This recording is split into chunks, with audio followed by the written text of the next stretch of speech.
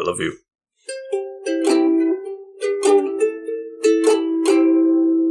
Well, I've got a belly full of macaroni and cheese. I'm feeling very gaseous. And it's lovely to have you guys all back on the couch with us. It's a very risky choice. Yeah, I guess so. I had pizza, so it's not much better. Yeah. Well, people don't understand how bad a Gorshian fart is. No, I'm glad that we're not in the same room, frankly. Yeah, it's pretty gnarly.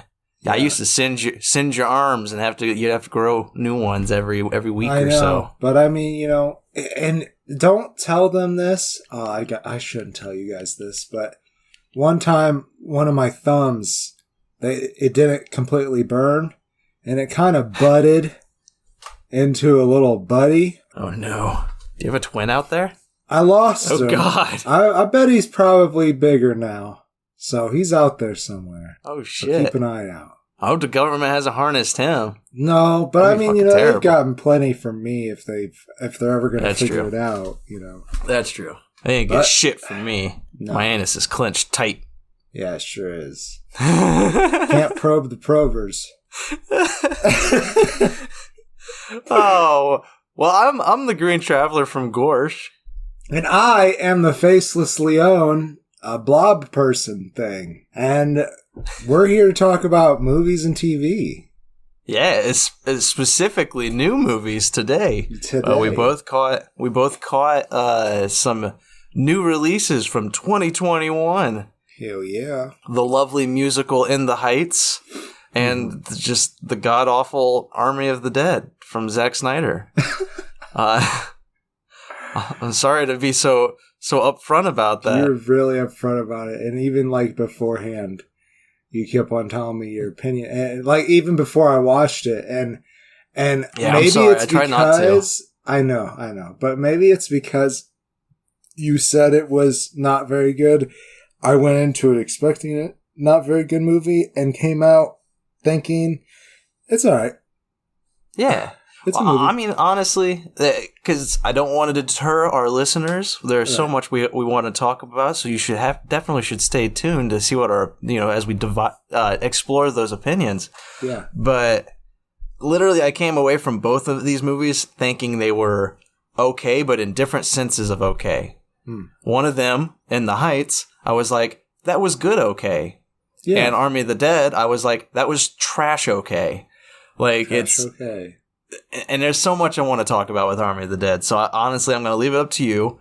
Which one do you want to talk about first? Do you want to talk about In the Heights or Army of the Dead? Let's rip off the Band-Aid and talk about what you seem more eager to talk about that one. So let's talk about that one and then we'll go. Yeah, so Army of the Dead. I have a quota, it would appear, on Zack Snyder films a year. I was able to tolerate I was able to tolerate his Justice League re-release, and I really, I enjoyed it more than the Whedonverse. I had some fun with it. It was okay. I still wish they would just tear down that. What? I do like it. I do know that you didn't like that epilogue, but the epilogue was so stupid. Like, you could easily cut a whole half hour to an hour of that film, and it's the same thing with Army of the Dead. You can cut so much of Army of the Dead. Thankfully, there's not as much gratuitous slow motion as Zack Snyder always likes to put in his films. Yeah, I did notice that. Not really much at all. Yeah, there is some, but there's not a lot. And just in the same manner of his style, there is just a little bit of color pushed into this film. Mostly he is very blue grayscale, and it's very boring and disgusting. Here we're in Las Vegas. It was Las Vegas, right? Yes, Las Vegas. Yeah.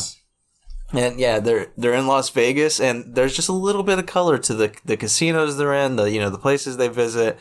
There's a lot of blood, but most of that blood is just like darker red grayscale also. Right. There is a lot of grayscale, don't get me wrong. But this comes from a story written by Zack Snyder. It's kind of his spiritual successor to his previous film, which I want to say it's Night of the Living Dead, but I feel like that's Romero. I think that's the Romero title. But, I mean, there was a remake of that. I know that, but I don't remember who did it.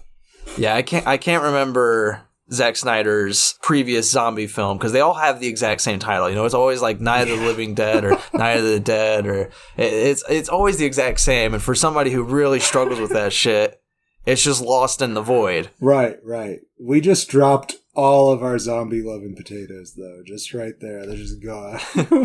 He's like, he got George Romero's movie wrong. Don't get me wrong. There are some I really enjoyed, and definitely. Romero's is one of them. And I actually do enjoy Snyder's previous zombie film to an extent. I've only seen it once, but I did like it. But yeah, so here with Army of the Dead, the 2021 film that I'm going to shit on for a while, and I'm sorry. Zack Snyder takes the camera the first time he's been the cinematographer. And, you know, I'm not going to... I hate being this kind of guy because I'm not a great cinematographer. I know that. But I do like to critique stuff. And that's what I do. Zack Snyder's cinematography, well, it gave me so many headaches because everything is so up close and in focus that all of the edges is blurred and out of focus. The blurry edges. Like, every single shot is blurry to an extent. And so, I'm sure on a bigger screen, I could, like, ignore that and focus on what's on the center of the image, which, again, not really a great shot when your focus is almost always in the center of the image. But on a smaller screen, all I noticed is that fuzz. And it gave me a headache because during, like, every action scene, I couldn't really see what was going on because a lot of it does take place in the fuzz. And, like, shit's going on in the background. I'm just like, why couldn't you just focused on that? Like, it really bothered me. And then the internet's already exploded over this one, so it's no new news for those who have heard about Army of the Dead. But when you watch the film, just occasionally there are scenes where there is just a dead pixel. And being a technical person... I never noticed it, though. I really didn't. Yeah. But I didn't know about it beforehand, so I wasn't looking for it. I think that's the only reason. I feel like if I had watched it in theaters, I would have definitely noticed it. Probably. But I only saw it on the smaller TV screen, I think, because I knew about it beforehand. I hope that's the only reason. But I might have just noticed it, not knowing anything about it. I don't know. But yeah, that was another bother for me. And another big one, and this one comes with a caveat. I know I haven't talked anything about the movie. I'm just throwing my gripes out there right now. That's okay. Hey, we could do that first. But my other big gripe, and I don't know how I really feel about this one, is Tig Notaro. I really like Tig Notaro. Yeah, me too. She's just great comedian, and she tries for this film. And she was replacing somebody who was fired for sexual misconduct. And I guess they had filmed either all of the scenes or a lot of the scenes with that guy beforehand. Yeah. And for those who are curious or want to avoid, his name is Chris D'Elia. Right. Yeah. TV star, I guess. Yeah, and she comes in, and most of her scenes are in front of a green screen. She's not really with the actors. She's just kind of re-delivering this scene. I don't know if maybe the actors were there to help her give her lines, but I don't know. But, you know, they're just filming all of this in front of a green screen. And I kind of have the opinion that he blurred all of the edges for the rest of the film to make that green screen work better. You know what, dude? He might have. In which case, if he did, terrible decision. Like, just very bad. But, yeah, I still noticed the green screen for almost all of her scenes because it just... I don't know. It just looked off. There was so much of it that just looked off throughout the whole thing. And I'm like, why did he choose to be his own cinematographer? Like maybe his normal guy was just busy and he's like, I can do this. I know cameras. And I'm not going to knock Zack Snyder. He definitely knows cameras, but right. Maybe he also just has been messing around with the camera, you know, his entire career and was like, hey, I want to try it. Let's do it for a zombie movie. And you know what? I will say one thing about this movie. They seem like they're having fun. I mean, like, that's important. A few of them definitely did. I didn't feel that from some of the acting. Like, I thought Dave Batista just felt very flat. Dave did feel a little flat. And he turned down another, like, I can't remember. He had, like, some other big role, I think, with James Gunn. Oh, he had Suicide Squad. He was going to be in Suicide Squad, I think. Oh, really? And he turned that down for this. And I'm like... And he said he made the better decision by doing this, the better career decision. I'm like, I don't know, dude. James Gunn might make the Suicide Squad really fucking fun. Yeah. And if it... Sorry, I choked a little bit there. I got so emotional. But it's just like... I mean, that first Suicide Squad was a real letdown, man. I mean, exactly. And obviously, Margot Robbie was the best part. Yeah. Well, that's what you gotta say. I mean, someday we'll probably watch it just so we can rip on it, but like, all James Gunn has to do is deliver a competent, fun film, and he's immediately made a better film than both Suicide Squad and Army of the Dead. Like, I don't know why he thought this was the better choice. Like, it didn't seem like the better choice, in my opinion. Yeah, maybe. I don't know. Well, super review of Suicide Squad. Right. But I guess let's actually talk Army of the Dead. Well, I mean, at first, it's just a heist movie. That's basically the whole point. Yeah, it's a heist movie set in the heart of a zombie apocalypse, which I really like that idea. Great concept. Too. It's a whole new genre. And I feel like that is a good takeaway from this film, is that there could be other films that do it differently and it might work better. I don't know. But I really enjoyed that part of it, because honestly, I'm not a big fan of heist movies. And it's really funny because right before I watched this movie, I watched the Rick and Morty episode on heists. I don't know if you've seen that. It's in the 4th season.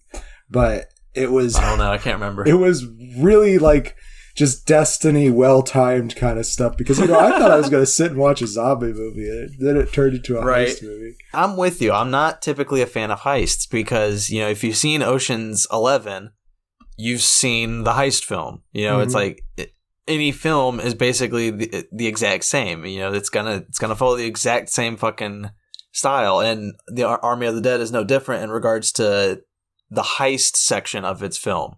It is like to a T textbook. Like, it is everything you expect from a heist film. You have the gathering of the troops at the beginning. Yep. Dave Bautista is who employs him? Who's that actor's name? The actor is Hiroyuki Sanada, and he's playing Bly Tanaka. And Tanaka hires them supposedly to get, millions and millions of dollars out of the vault of this casino in Las Vegas. The government's going to nuke Las Vegas because that's where the undead situation is. And of course, the American government, you got a problem. What are we going to do? Let's nuke the fuck out of it. And so they clear out the city of all the remaining life and all the military life. And they're just going to send a nuke in there and just get rid of it. And the crew has like a 3-day window or whatever to get in there, steal all the money, and get the fuck out. And so Dave Bautista goes around and starts recruiting all the people he thinks he's going to need. You have the safecracker. You have, who I did not like. And who's the actor who plays the safecracker? You didn't like? The character's name is Dieter. And he's played by Matthias Schweighöfer. And I might have said his name wrong. I did look up how to say it, but I still probably said it wrong. But I thought he was kind of fun. I kind of liked his chemistry with Omari Hardwick, who plays Vanderoe, or I'm not sure how to say his name, but he's the guy with the big saw. Yeah, I like their chemistry too, but like he just felt like the comedic relief character, and there have been maybe about, I want to say, 2,000 better comedic relief characters in the world before him. Sure. So it's just... I don't know. He didn't carry any of the comedy for me. Whenever he acted, I was just like, all right, I get it. Just do the damn job. Like, come on. And then he just gets randomly mad and he starts yelling at Dave Bautista and everybody's like, ooh, he's mad. Oh my God. They all feel intimidated. I'm like, no, just laugh at him, point him back at the safe and tell him to get the fucking thing open. You have 30 minutes until a nuke comes up. Like, but apparently he is so like that. I guess he's getting his own spin off. Like, I guess, that's funny. Zack Snyder apparently has a plan to either do another movie or another like a small TV series or something. Really? Because this is a project with Netflix, right? And I guess Netflix furthered the contract and wanted to make more stuff in this world. Well, the ending kind of lends to that, right? Which is again ridiculous. The dude. Slight spoilers. I'm not gonna say who. I'm not gonna say what. I'm gonna say that there was a nuke that is dropped in Las Vegas. Right. And a dude who was bitten emerges from, I'll say underground into the just nuked Las Vegas and walks totally fine all the way to an airplane and like gets on an airplane. No, dude emerges into that just recently nuked Las Vegas is gonna burn. He's dead. Like he's dead. I don't care if he is undead. Also, he's dead. Okay, if he would have stayed underground for like even 50 more days, he'd still have maybe a slow one, but a terminal cancer. Yeah, the place wasn't like sealed or anything. Exactly. He's dead. And like again, if he had stayed in there and emerged much later, I would buy him being able to walk through that whole area and get to an airplane. But a just dropped nuclear bomb, I don't think so. Not right at the heart of it. Like, I don't know the science, so maybe I'm actually wrong. He would have died in the desert. The radiation poisoning would have brought him down. I mean, honestly, that shit was still hot. I mean, he was melting his shoes when he stepped out. And I know what everybody's saying right now. It's a fucking zombie movie. Why are you looking that deep into it? Because it bothered the fuck out of me that's how they're going to continue the freaking franchise. Yeah, it was stupid. And I don't know. I feel like every time an issue arose, I was just like, yeah, no fucking duh. Like, it's like, why are you making this decision? And I don't know. I couldn't connect with any of this film. Well, there is another thing that I wanted to talk about that I actually did kind of appreciate. And they, kind of did a Nemesis from Resident Evil / White Walker thing. Where there's tears in the zombies. And I kind of appreciate whenever they try that. And I like the way that they did it. And I like that they implied a certain aspect. So I'll say there's a leading male and female zombie, like a king and queen, we'll say. And I liked what they implied with their characters, how they pulled that off without dialogue. There was a lot of good show don't tell using the zombies. There was. And then there's also so much just garbage dialogue and exposition from the humans that I'm just like, why? Like, I don't know. There are aspects of this film that are really solid. Like, and I agree with you. The zombies and how Snyder explores them, I like that. There's a tiger zombie from an escaped, not an escaped zoo or some kind of attraction at Las Vegas, and that's a lot of fun. I really like that. Yeah. However, there is a very egregious zombie or a zombie tiger kill later on where it kills a guy.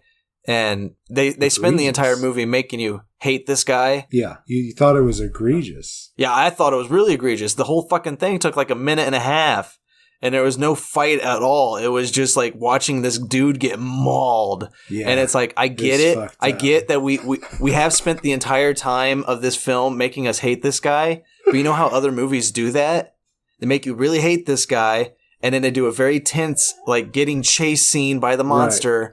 And then there's a quick, the monster comes at him and you see his face like, he's screaming. And then they cut to the monster's face coming down and it like takes the whole screen to blackout. That's how you do it. You don't have to spend a minute and a half watching this guy get mauled and torn apart. Well, okay. I didn't actually have to hate that guy.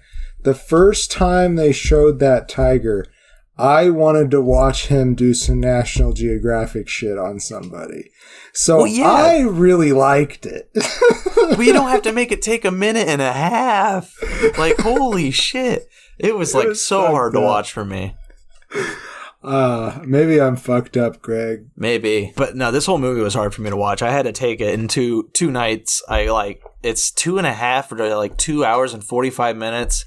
Like, it's a fucking heist zombie movie, Snyder. Yeah, like, what the it's fuck? really long. It's 2.5 hours, I think. Yeah. Yeah, it doesn't need to be that long. There's so much that could be cut.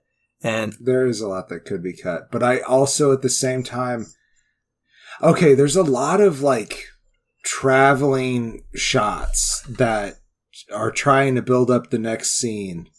But it doesn't add anything to the film. I feel like you could do that with a zombie film, make it feel like a Western with those shots. But this wasn't a Western. It was a heist movie. So I did feel like there was a lot that could be cut, but I don't want to take away any of the character moments because honestly, they're a bit sparse.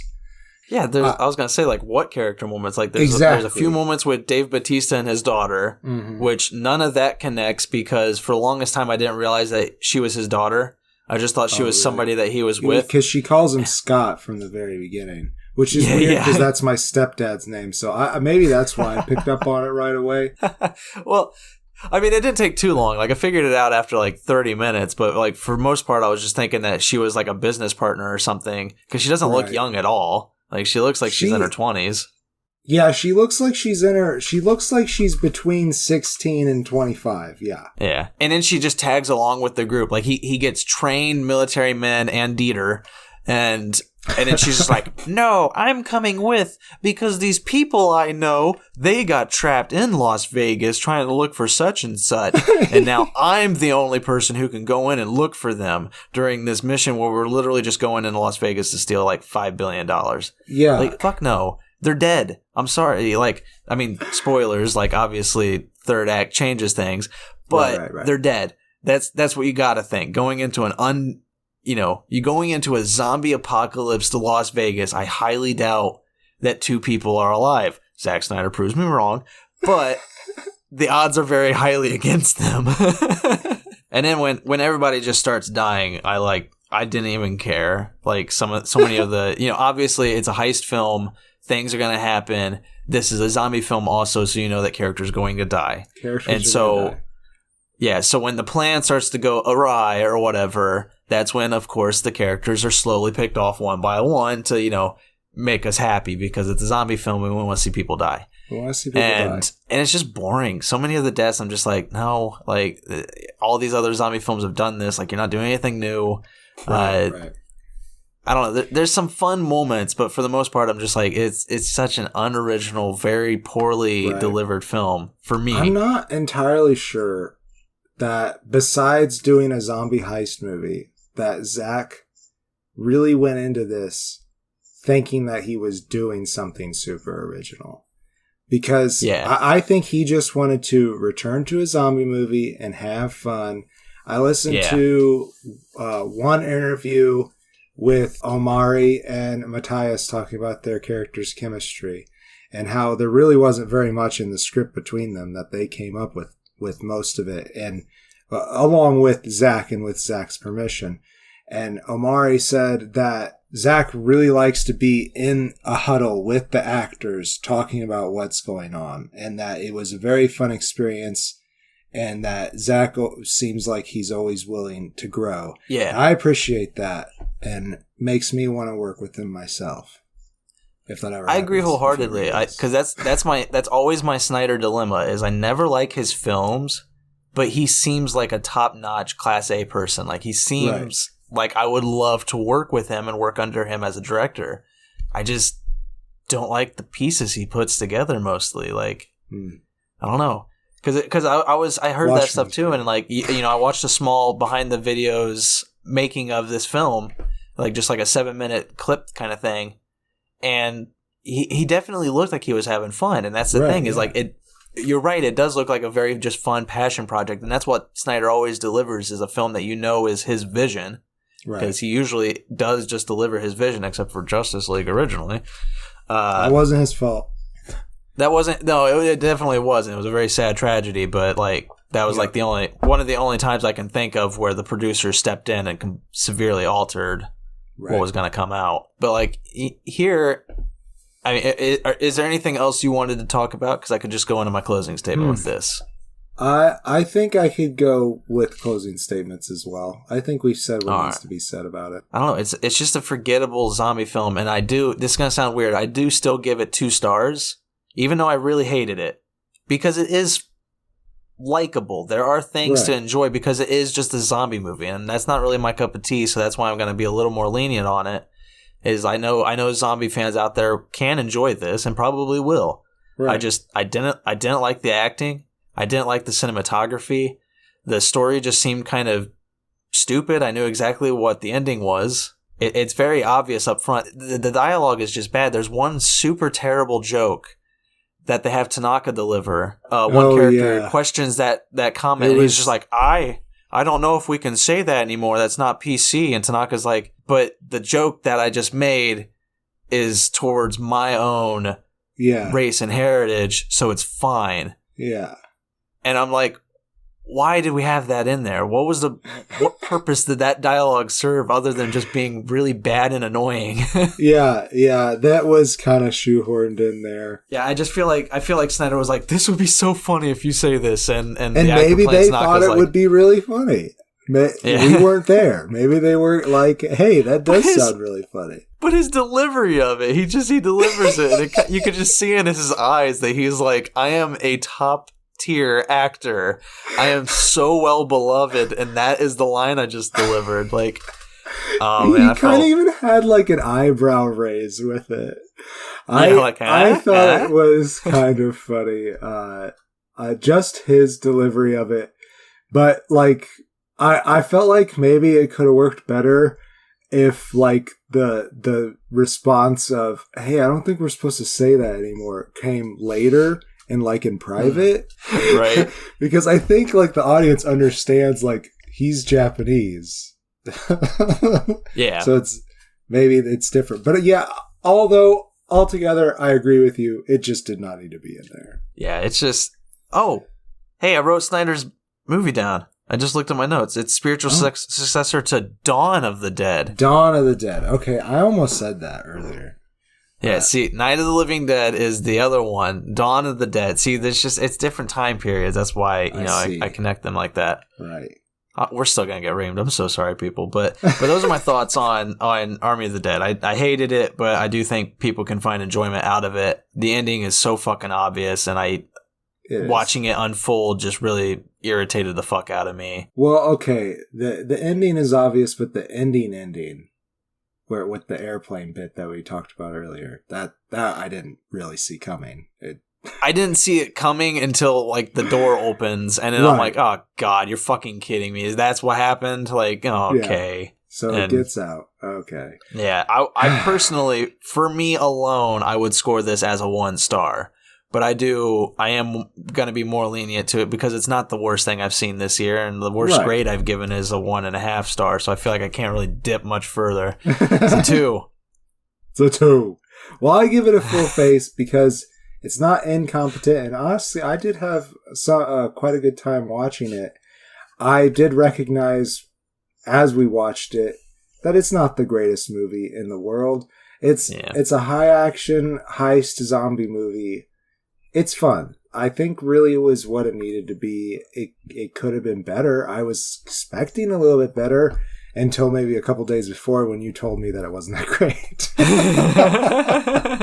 And again, people, normally I don't try to give my opinion of films up front. I do try to keep it calm, but I got halfway through it and I was like, Blake, just so you know, I'm taking an extra day on Army of the Dead because I can't watch this much further tonight. and you're just like, oh. Oh, dear. Well, like I said earlier, I like some of the things they did with the zombies. Honestly, if they would have done more with that would have been cool. But I like this idea of a heist zombie movie because they're both genres that I'm kind of like, okay, sure, I can sit back and relax, turn my mind off and watch these movies, but they're not my favorite. So if you combine the two, I think that, that's a recipe for success. I liked what you just said because I agree. You should do the film focusing on the zombies and on all that kind of stuff. You do it like Dawn of the Planet of the Apes. Yeah. Where it's focused on the apes. I mean, the humans are doing stuff, the heist. Right. But we're focused on the apes more. I like that. Man, that's a good idea. That is a good zombie movie idea. Just it's from the perspective of the zombies. That is something. And they're just trying to live in Las Vegas. And they're just they're trying to play the casino games, even though they're broken. Jeez. Well, I guess we should move on to In the Heights. In the Heights. Yes. Usnavi. I really like his name, Usnavi. Usnavi, yeah, I did too. Yeah. I like the story too. Yeah, I liked everything about it. I say everything, but for the most part, it's pretty good. Based off the musical by Lin-Manuel Miranda and Chiara Alegria Hudes. Yeah, it's probably Hudes. My apologies for mispronouncing. That's okay. We do it all the time. This is directed by John Chu, who is the director of Crazy Rich Asians, which I still want to see. I haven't actually seen it, and it makes me feel mad because I did see it. I did enjoy it. Yeah, there's some elements I'm not sure about, but I really enjoyed it. There was some really fun scenes, and honestly, probably one of the funniest comedies I've seen in a while, but I kind of stopped going to comedies because after a while, the humor just, I don't know, it turned. Yeah. It turned on you. Yeah. Yeah. Well, I mean, I really liked his directing here. I think he does a great job capturing a musical. Yeah, definitely. It's lively. It's very fun and lively, and he does a great job at capturing that. Yeah, I mean, the city is very much alive. And with the sound of music? As well. The sound of music? He said it's very much alive. Yeah. There's some really good numbers in here, but some of them I do kind of felt like because there's just so goddamn many of them. Like, I mean, he wrote the whole thing. It's basically an opera, the way he wrote it. There's not very many spoken lines at all. And, that's all right. It keeps the story moving for sure. Right. But after a while, for me, my ear kind of does tune out a little bit. And it kind of makes the individual numbers harder to stick out. I actually agree with that because I have a very hard time remembering any of the music. Really? I feel like when I watched this, I can't remember, like maybe a week and a half ago, and for the first day or so afterwards, I remembered a couple of songs. Right. And now all I remember is just the musical score, the In the Heights. That's it. That's all I got. That's it. And that's too bad. And Piragua. I do remember Piragua. Yeah, and I do like that song, but I feel like that's one of the songs that could have been cut. It probably could have been. I guess that you told me this, but I guess that he didn't want to be in the movie, and they said, "Okay, well, we're probably gonna cut the Piragua guy," and he's like, "Oh no, you can't cut the guy." Yeah, exactly. No, come on. Okay, I'll be him. You can let me be him. Yeah, but I kind of agree. I do enjoy the character. Like, there's nothing wrong with the character. I'm just not entirely sure what he brings to it. And maybe he's just it's a cultural thing. Maybe it's hey, if you lived in the Heights, you remember the Piragua guy. Washington Heights, the neighborhood it's just so well explored. Like, they do a great really job of displaying. That was the word I was looking for. They do a great job of displaying how lively this entire neighborhood is. Right. And also, like, to mirror that, they show how the people living there feel like the culture is declining. Yeah. But, from the audience member, I felt the whole time that it was so, I don't know, it was very inviting. I didn't feel like there was, besides the fact that, like, the rest of the city kind of, you get this pressure in the film that the rest of the city kind of looks down at the community in the Heights. But besides that, and that money's hard to come by, New York is fucking expensive as hell. The community they have seems amazing. Like, yeah, there's such a familial atmosphere that I just really loved. Yeah, especially, I want to call her the nanny character. I can't remember. Abuela. Yes, she is. Abuela Claudia is what she's billed as. Played by Olga Miradiz. Yeah, I loved her. You really get attached to everybody's attachment to her. Yes, I love her character too. Yeah, and she has this pivotal moment around the intermission where she has, I can't remember if she sings. She does. And man, that was like when I first like started to like, tear welled up at that scene. Cause that was good. I definitely cried during that scene. It's called Paciencia y Fe. Is what it's called. Patience and Faith, I believe, is what it is. And it's a very good song. Very good, yeah. And that was one of the very good heart-wrenching moments because she talks about her life. You explore what she's gone through to establish what she has in the Heights. It's about her mother too, because her mother's the one who brought them to New York, and how hard she worked, and she took that lesson of working hard and small dignities. Small dignities is a big part of the film, and I really appreciated that. This is probably the film I've enjoyed the most that's from the perspective of this community, sometimes called La Raza, meaning the family or the people, I think. We could cut all this out if I'm wrong. But I feel like this is the one I'm most connected to. I do really love some other films that's depicting this culture, but the family aspect of this is amazing, and everything that they use to point out, like, hey, people make it hard for us here.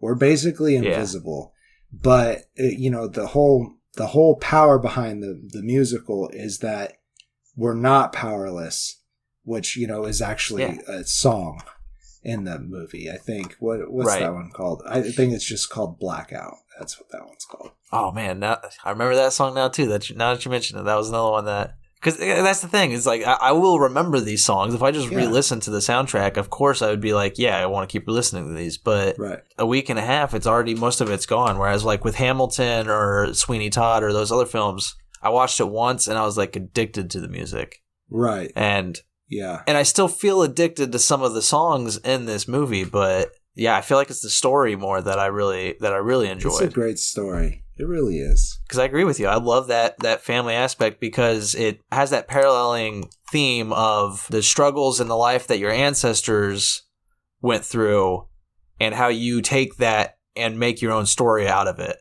Yeah. And because that's the main character played by Anthony Ramos. He is, I don't remember the character's name, sadly. I can't. Usnavi. Usnavi, Yeah, because he wants to return to the Dominican Republic, I believe. That's right. Yes, that's where he was born, and he has very, very few memories, but very fond memories of being there. Yeah, I couldn't remember if he was born there or if he was born his in the cousin were born there, and when his uncle, mother, and father moved to Nueve York, that's what it is. That's what they say. There's another part of the story where you find out that his cousin Sonny, his father never went through the process to get him fully documented.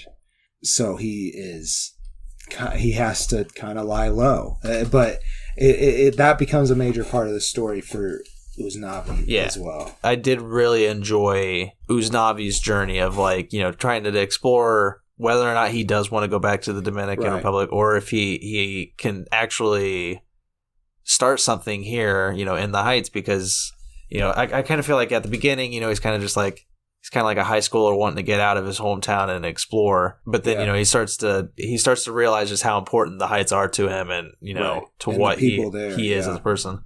Yeah. He owns this store, a convenience store. He inherited it from his parents, who are now passed. And he bought some property that actually belonged to his family before they moved, which was a bar. But it's all broken down. So he's thinking, I need to go and pursue this dream like my parents pursued their dream, but I'm going to go do it there because, the world changes and the situations are different, and people think, oh, maybe things are better there than when we left. Because honestly, they're not that great here. Yeah. Which that's a big part of the story too. But then you have your B story, where Benny. You have a lot of B stories. There's a lot of different stories in this, and I think that's one thing that's masterfully done. You do care about all these characters. Oh yeah, definitely. And the way that their numbers kind of interweave with each other, that's pretty well done. Everything feels like it's supposed to move in this fluid motion.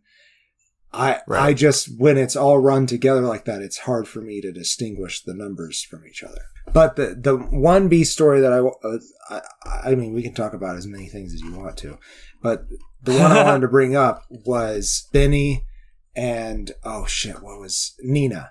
Benny and Nina, they are friends. Nina might be his cousin, Usnavi's cousin as well. But she is actually Abuela Claudia's granddaughter.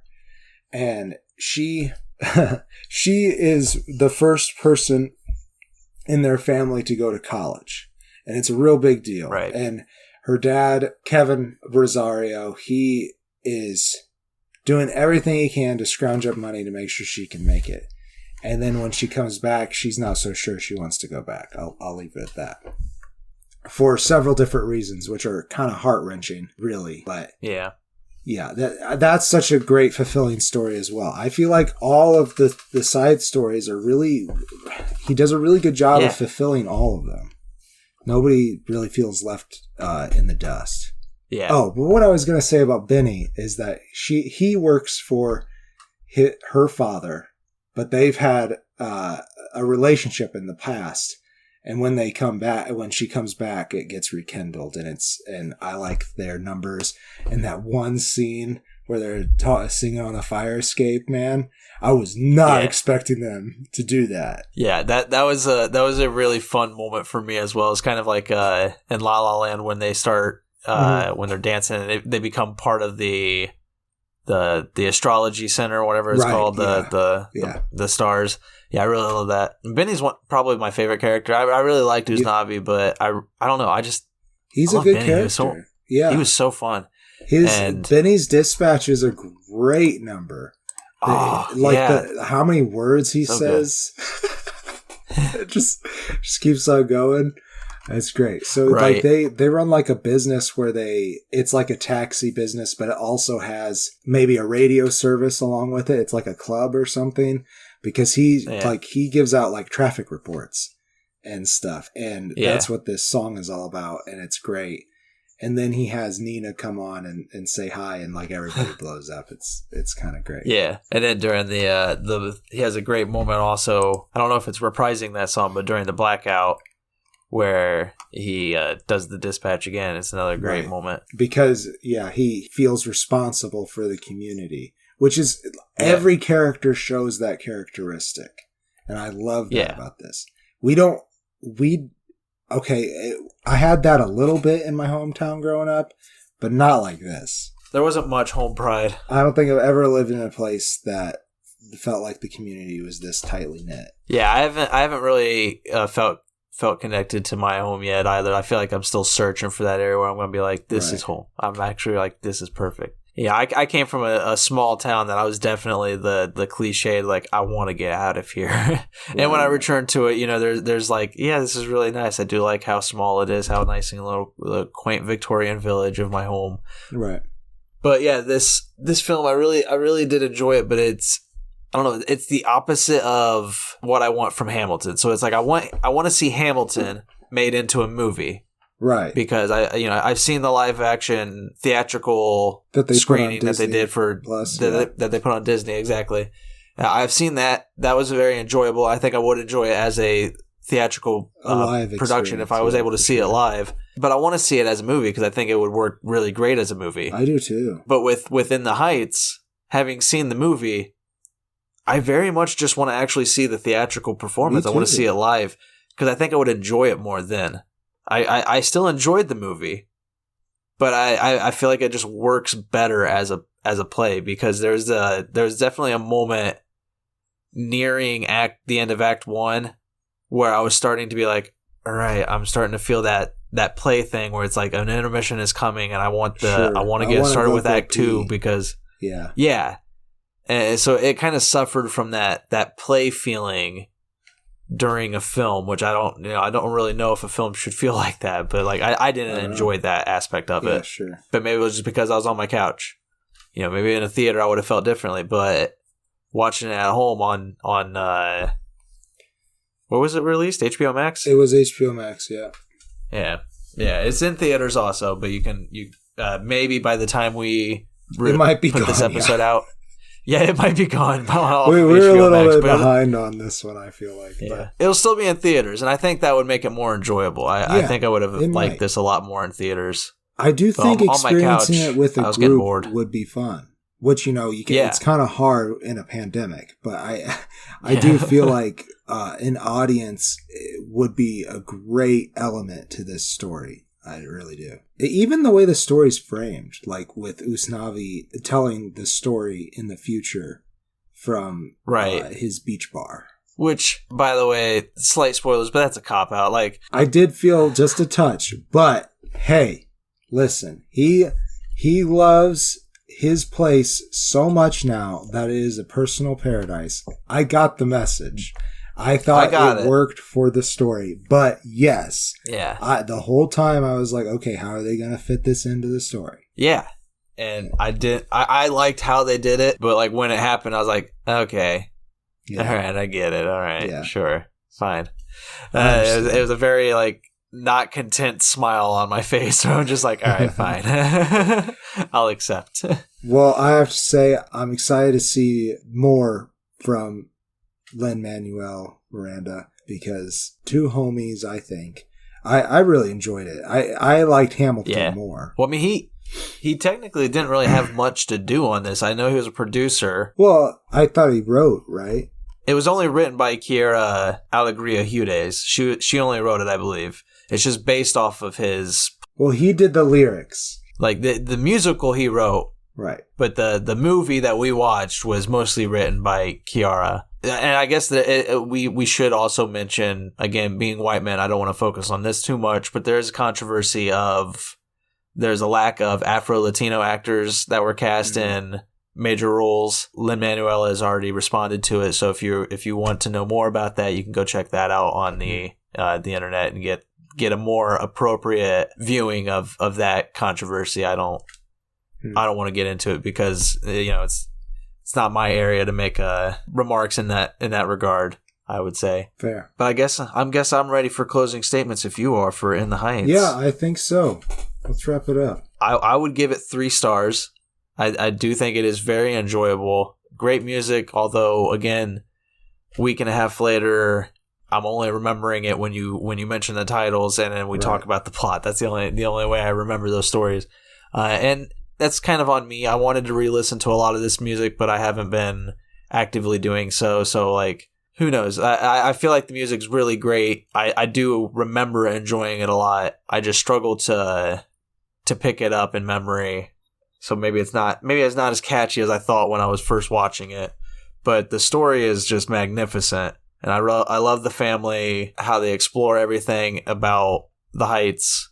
The whole world is just well realized, and it's just fun. It was very fun to watch. Highly recommend this film. I do too. I can't agree more. Full face. I don't know if I can give it a face and a half, but it's on the verge for sure. Right. I did rather enjoy it. I had to watch it in 2 parts because my internet's been bad like crazy recently. But I just felt so warm from being invited into the community of Washington Heights. Yeah. I really did feel like I was there being a part of it. And, I'm a white guy from Indiana. So, anybody can come in and enjoy the community that is expressed in these films. You might not, be able to identify with all of the struggles these people have in the film, but it might help you understand those struggles more. I couldn't recommend it enough, especially if you want to have some more cultural awareness and listen to some fantastic music. So there you go. Yeah, I think it's fairly easy to say that with this stay or go, In the Heights wins. In the Heights wins, yeah. Yeah, I don't have an argument against that. I did have fun with the Zack Snyder movie. Yeah, I know there are people out there who Army of the Dead wins for them over In the Heights. Sure, and to them, I say to each their own. I'm so happy that people can enjoy Army of the Dead, but god damn, like I think I watched In the Heights in 2 sittings also. Maybe I didn't. I really don't remember. But I think it's another film that kind of benefits from being in 2 sittings. An intermission, yeah. Like you were saying earlier. Yeah, Army of the Dead also benefited from an intermission, but there isn't an intermission in there. I just had to take one. Yeah. Because I couldn't handle it. But yeah, I liked being able to watch In the Heights on HBO Max because... Again, it's like it's a musical. It's based off a musical, and there's definitely a moment where I was like, "All right, that's the end of Act 1. I'm gonna go and process and use the bathroom." Definitely. Okay, yeah, I like I already said, 100% agree with you. So, yeah, I feel like I keep on wanting to do this earlier because they say early and often, but I don't want to push it down your throats too much, guys, but. If you want to support the show, you can head on down to patreon.com/greenandfaceless, and you'll check out the great benefits we have there. Once a month, we do a patron-inspired, recommended, voted upon episode, and becoming a patron gets you that vote. So come on down, check it out. We'd appreciate the support. Yes, please. Come and join us on the couch in a more intimate atmosphere by choosing the films we watch. Have that selection. Yeah, and sometimes we get some fun conversations going on. Yeah, they've been small, but it's very nice to be able to talk to you guys that are listening. So come and join the conversation. Our social media coordinator, who is the faced Lee. We'll call him Faced Lee. Faced Lee, okay. Our social media guy. Totally not the faceless Leon. He has a face and his name is Lee. Yes. He does a great job keeping in contact with all of our lovely couch potatoes. He tries couch potatoes. He tries. All right, I think that's been our show. Indeed it is. I am the Green Traveler from Gorsh. And I am the Faceless Leon. Not Faced Lee, the Faceless Leon. Not Faced Lee. Nope. Safe travels and good night. Green and Faceless on the Couch is a proud production of FictionWorks 19. If you like the show, please show your support by rating and reviewing us on Apple Podcasts. Like, follow, subscribe, wherever you might listen. We also now have a Patreon account. If you feel so inclined to support us in a financial manner, please become a patron by visiting patreon.com/greenandfaceless. You can also find more information about us on our Facebook account or on the FictionWorks 19 Instagram account. Thank you so much for listening.